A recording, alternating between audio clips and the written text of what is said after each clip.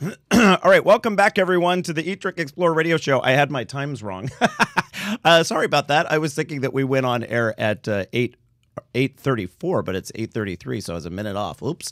And I was just, believe it or not, we booked guests up until the very last minute. We will be speaking in the 9:30 half hour with the lead researcher in a study on how the large cereal companies, while they're making healthier foods for your kids right now, that's not what they're marketing. They're marketing the sugary ones. And we'll be speaking with her about their findings at 9:30. But right now, it is our destinations segment. This is one of my favorite times when we get to take a trip around the United States to, we focus on, it might be a little village, it might be a city, a trail, a park, a mountain range, just a place that we believe deserves a little more attention. And so today we are headed to a small seaside village. It's just south of California's rugged Lost Coast, and it is truly one of the most romantic places you will find, and it couldn't be situated in a more scenic setting. Seriously. In fact, you know how sometimes you drive for miles and there's really not much to see, but then you come across a cute little town, and that's what makes it so cute, because it's the one place to go. This is a cute little town that's surrounded by just stunning beauty. You drive for miles and you're still in like a beautiful area. We are headed to Mendocino, California, home to great restaurants, wineries, and towering redwoods. And I had the pleasure last summer to spend a night at the town's Sea Rock Inn. And the proprietor of that establishment, Susie Plocher, joins us on the line now to talk a little bit about the town, what there is to do in the region, and there's plenty. And we also need to focus a bit on her well-kept and very inviting property. Welcome to Eat, Drink, Explore Radio, Susie. Hello, Randall. How are you? It's so nice to speak with you again. I wish I had had more time to spend at your inn, but as you know, I was on a quick trek around California trying to capture as much video as I could, and the accommodations were just top-notch. I really enjoyed my stay there. Oh, well, great. You'll have to come back. So I know you have, and I will, for sure.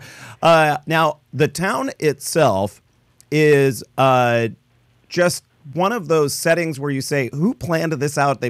It's almost like Disney put it together. Right. It's on a peninsula, yeah. So it's almost surrounded by three sides. It jets, of the ocean. Yeah, jets out into the Pacific there along a stretch where it's so rugged and gorgeous. Mm-hmm. And so your town hosts a number of festivals during this time of year when you have favorable weather, which, as I understand, it's nice and sunny today. Oh, it's beautiful. And yes. you had rain yesterday? Yes, we did. Very unusual. Well, that's why you're so green up there, and you have all those towering redwoods. Yes.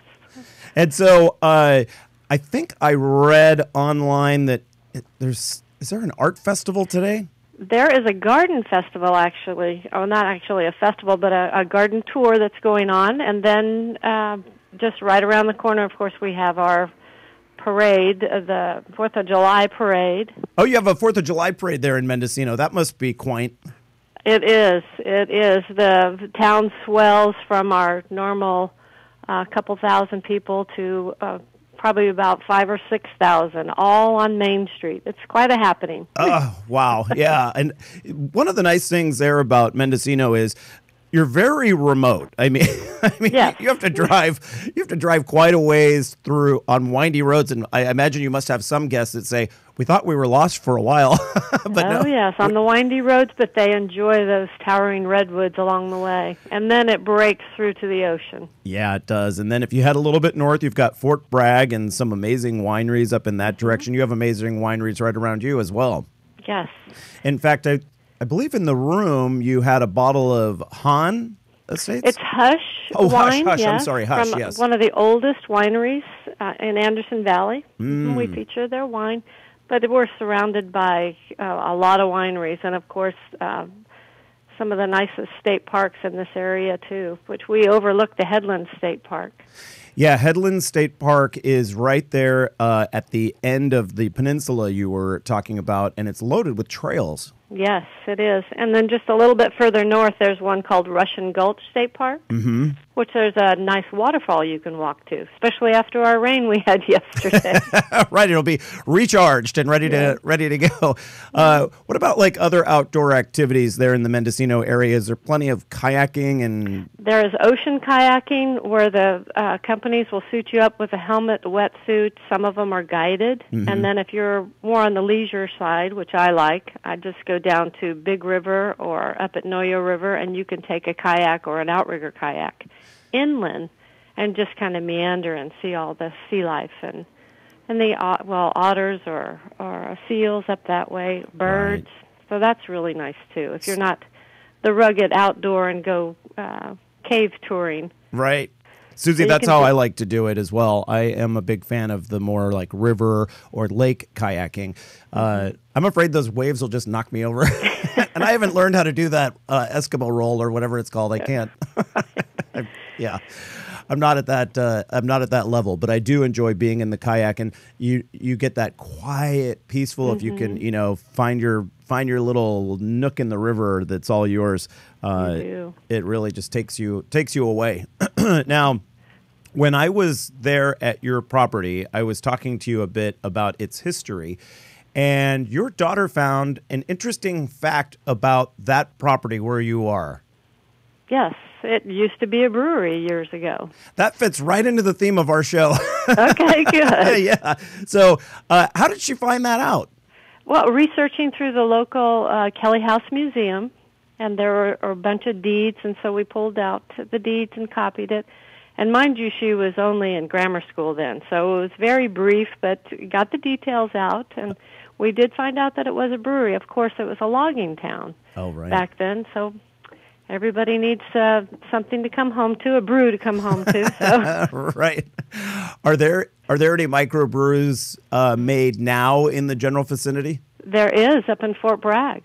Oh, that's right. There is a microbrewery up that way, and then inland towards Boonville, there's also a microbrewery there. Yeah, is that one Anderson Valley Brewing Company? Anderson Valley, yes. Yeah, they make some fantastic beer, and they've been around a long time. In fact, I think the one in Fort Bragg has been too. Yes, that's a good one too. And they do a selection of what's their Red Tail Ale. They do a lot of good microbrewing up there. Oh yeah, just delicious stuff. And then the Mendocino area is huge when it comes to whale watching. In fact, you and your neighboring towns there get together and have a whole whale week of festivals, right? Yes, the first week in March there's a whale festival, and of course all the wineries come to the inns, and then we host them, and then people go from end to end and taste all the wines and look for whales. And the more wine you have, the more whales you see.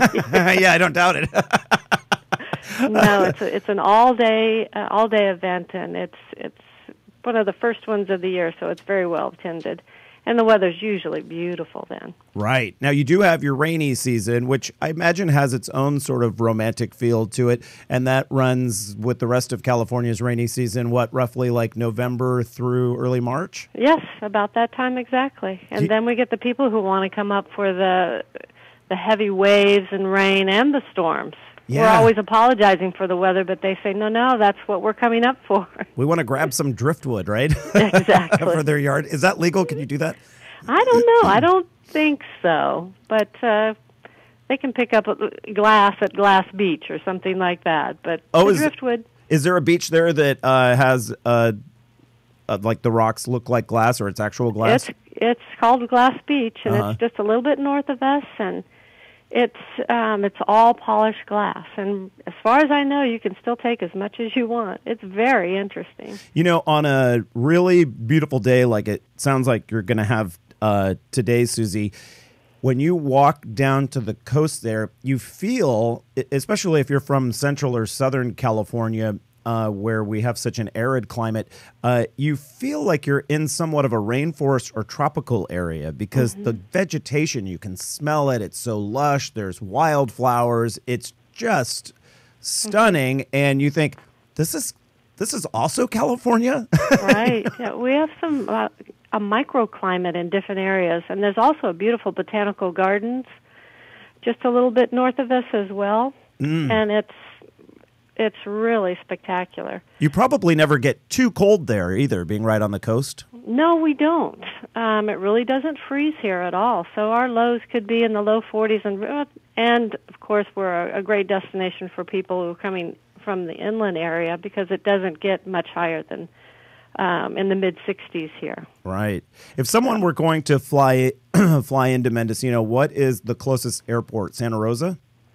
Santa Rosa is the closest airport, but a major airport would be either Sacramento or San Francisco. But the closest one is Santa Rosa, like you said. We have got a little light airport here. If you have your own private plane and want to come in at Little River. Oh, right. What's the drive time-wise from San Francisco? 3.5 hours. 3.5? That's not too bad. That's just like driving down here to San Luis Obispo. So Mendocino, Susie Plocher, owner of the Sea Rock Inn in Mendocino. I highly, highly recommend it. It is a fantastic location and very well kept, and your breakfast was delicious. Oh, well, thank you, Randall. I appreciate that. Thank you for being on the show, Susie. We'll be in touch sometime soon. Susie Plocher, again, owner of the Sea Rock Inn in Mendocino. We'll put a link at eatdrinkexplore.com. Stick around, everyone. Andrea Sachs joins us from Washington, D.C. She's with the Washington Post and has our travel deals segment. That's coming up next. Boy, she's got a lot of good stuff, including river cruising, small ship cruising, and also some air deals. How about a nice tropical island? We'll talk about all those things right after the break. This is Eat, Drink, Explore Radio.